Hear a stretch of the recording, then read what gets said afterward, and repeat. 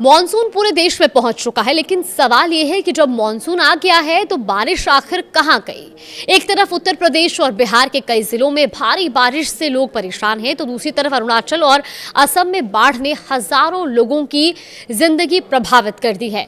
वहीं दूसरी तरफ मध्य प्रदेश के कई जिलों में सूखे जैसे हालात हैं और देश के बड़े हिस्से में बादल तो हैं लेकिन बारिश नहीं, यानी तस्वीर बेहद उलझी हुई है। तो आखिर मॉनसून कमजोर क्यों पड़ गया? नमस्कार, आप देख रहे हैं न्यूज़ 18 का डिजिटल प्लेटफॉर्म और मैं हूं आपके साथ जागृति खंतवाल। सबसे बड़ा सवाल आज यही उठ रहा है कि जब देश में मॉनसून कमजोर पड़ रहा है तो देश में बारिश कितनी कम हुई है, अल नीनो का इसमें क्या संबंध है और क्या आने वाले दिनों में बारिश की कमी पूरी हो पाएगी। आइए पूरे मौसम का गणित विस्तार से समझते हैं। सबसे पहले देश भर की तस्वीरें। 1 जून से अब तक देश में सिर्फ 227 मिलीमीटर बारिश दर्ज की गई, जबकि सामान्य तौर पर इस अवधि में 294.2 मिलीमीटर बारिश होनी चाहिए थी, यानी अब तक 67.2 मिलीमीटर या यूं कहें कि 23% कम बारिश हुई है। और अगर सिर्फ पिछले एक हफ्ते की बात की जाए, यानी 9 से 15 जुलाई के बीच, तो हालात और ज्यादा चिंताजनक रहे हैं, क्योंकि इस अवधि में सामान्य रूप से 63.8 mm बारिश होनी चाहिए थी, लेकिन रिकॉर्ड हुई सिर्फ 31.2 मिलीमीटर, यानी एक ही सप्ताह में 51% कम बारिश। और सबसे ज्यादा कमी दक्षिण भारत और मध्य भारत में दर्ज की गई है। दक्षिण भारत में सामान्य से 77% और मध्य भारत में 76% कम बारिश हुई है। वहीं पूर्वी और पूर्वोत्तर भारत में पूरे मॉनसून सीजन के दौरान बारिश की कमी 36% तक पहुंच चुकी है। अब सवाल उठता है कि क्या मॉनसून अभी तक पूरे देश में पहुंचा ही नहीं है? जवाब है नहीं। मॉनसून 9 जुलाई को राजस्थान, हरियाणा और पंजाब के बाकी हिस्सों में पहुंचकर पूरे भारत को कवर तो कर चुका है। आमतौर पर मॉनसून 8 जुलाई तक पूरे देश में पहुंच जाता है, लेकिन इस बार सिर्फ एक दिन की देरी हुई है। मतलब समस्या मॉनसून के आने में नहीं है, बल्कि उसके कमजोर पड़ने में है। अब जानते हैं कि मॉनसून आखिर कमजोर क्यों हुआ है। देखिए, मौसम विशेषज्ञ इसकी सबसे बड़ी वजह अल नीनो को मान रहे हैं। अल नीनो तब बनता है जब प्रशांत महासागर का पानी सामान्य से ज्यादा गर्म हो जाता है और इसका असर दुनिया के कई देशों के मौसम पर पड़ता है। भारत में अक्सर अल नीनो का संबंध कमजोर मॉनसून और कम बारिश से देखा जाता है। अब मौसम विभाग का कहना है कि फिलहाल अल नीनो की स्थिति बनी हुई है और मॉनसून के दौरान इसके और मजबूत होने की संभावना है, और अगर ऐसा हुआ तो आने वाले हफ्तों में भी बारिश पर इसका असर देखने को मिल सकता है। अब राज्यों की स्थिति पर नजर डालते हैं। उत्तर प्रदेश और बिहार के कई जिलों में इस समय भारी बारिश हो रही है। यूपी के 10 और बिहार के 8 जिलों में तेज बारिश दर्ज की जा रही है। मौसम विभाग ने हरदोई, लखनऊ, रायबरेली, सीतापुर और उन्नाव समेत उत्तर प्रदेश के 36 जिलों में बारिश का अलर्ट भी जारी किया है। तो दूसरी तरफ अरुणाचल प्रदेश में पिछले 24 घंटों के दौरान बाढ़, लैंडस्लाइड और बारिश से 1,02,000 से ज्यादा लोग प्रभावित हुए हैं। अब तक 7 लोगों की मौत हो चुकी है और 29 लोग घायल हुए हैं। वहीं असम के 6 जिलों में 99 गांव बाढ़ की चपेट में हैं, जहां 37,032 लोग प्रभावित हैं। ओडिशा के पुरी में गुरुवार को यात्रा के दौरान भी लगातार भारी बारिश हुई, लेकिन इसी समय मध्य प्रदेश के जबलपुर, रीवा, सागर, शहडोल समेत 35 जिलों में सूखे जैसे हालात बने हुए हैं। यानी देश के अलग अलग हिस्सों में मौसम की तस्वीर बिल्कुल अलग है।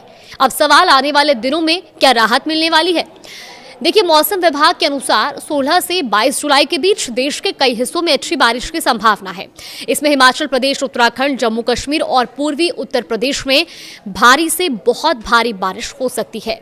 हिमाचल में 19 से 22 जुलाई, उत्तराखंड में 18 से 21 जुलाई, पूर्वी उत्तर प्रदेश में 19 से 21 जुलाई और जम्मू कश्मीर में 21 जुलाई को बहुत भारी बारिश की चेतावनी भी जारी की गई है। हालांकि लगातार बारिश के कारण इन इलाकों में भूस्खलन, फ्लैश फ्लड और सड़कें बंद होने जैसी समस्याएं भी सामने आ सकती हैं। इसीलिए स्थानीय प्रशासन और मौसम विभाग की चेतावनियों का पालन करना जरूरी होगा। वहीं पूर्वी भारत में भी बारिश की गतिविधियां बढ़ने की संभावना जताई गई है। 16 जुलाई को बंगाल की खाड़ी में बने कम दबाव के क्षेत्र के कारण ओडिशा के कुछ हिस्सों में बहुत भारी बारिश हो सकती है। बिहार और उत्तर बंगाल में 18 से 20 जुलाई के बीच अच्छी बारिश का अनुमान है। वहीं असम, मेघालय और अरुणाचल प्रदेश में पूरे पूरे हफ्ते बारिश जारी रहने की संभावना है। अगर दिल्ली एनसीआर की बात करें तो यहाँ कुछ जगहों पर बारिश हो सकती है, लेकिन सप्ताह के शुरुआती 2 दिनों में ज्यादा राहत मिलने की उम्मीद नहीं है। मौसम गर्म और उमस भरा बना रहेगा। अधिकतम तापमान सामान्य से 2 से 4 डिग्री सेल्सियस तक ज्यादा रह सकता है, यानी हल्की बारिश जरूर हो सकती है, लेकिन उमस से पूरी राहत नहीं मिलेगी। इस बार मौसम का एक और हैरान करने वाला पहलू भी सामने आया है, वो है जुलाई में हीट वेव की संभावना। देखिए, तटीय आंध्र प्रदेश और रायलसीमा में 16 जुलाई को हीट वेव चल सकती है, जबकि तमिलनाडु और पुडुचेरी में 16 और 17 जुलाई को गर्म हवाओं जैसी स्थिति बनने की संभावना है। आमतौर पर जुलाई मानसून का सबसे सक्रिय महीना माना जाता है, लेकिन जहां बारिश नहीं हो रही और आसमान साफ है, वहां तेज धूप और गर्म हवाओं के कारण हीट वेव जैसी परिस्थितियां बन रही हैं। हालांकि राहत की बात यह भी है कि 23 से 29 जुलाई के बीच देश में कहीं भी हीट वेव की संभावना नहीं जताई गई है। अब सबसे अहम सवाल, क्या बारिश की ये कमी पूरी हो पाएगी? तो देखिए, मौसम विभाग का अनुमान है कि 23 से 29 जुलाई के दौरान मानसून की स्थिति में कुछ सुधार हो सकता है। मानसून ट्रफ अपनी सामान्य स्थिति के करीब लौट सकती है।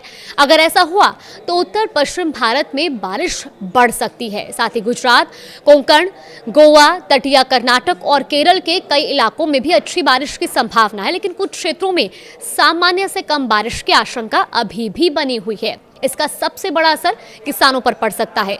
जुलाई खरीफ फसलों की बुआई का सबसे महत्वपूर्ण महीना होता है।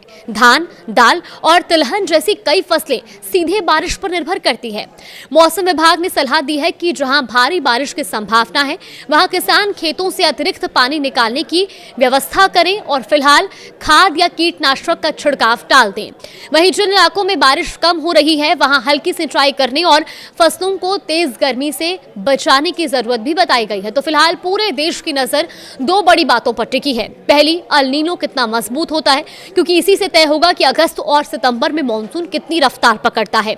और दूसरी, क्या अब तक हुई 23% बारिश की कमी की भरपाई हो पाएगी?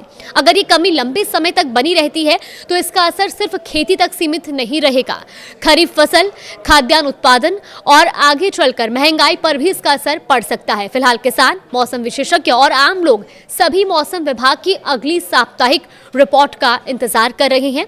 उसी से ये तय होगा कि मानसून दोबारा रफ्तार पकड़ता है या फिर बारिश की कमी का ये दौर आगे भी जारी रहेगा। अगर कुछ अपडेट आएगा तो आप तक जरूर साझा करेंगे।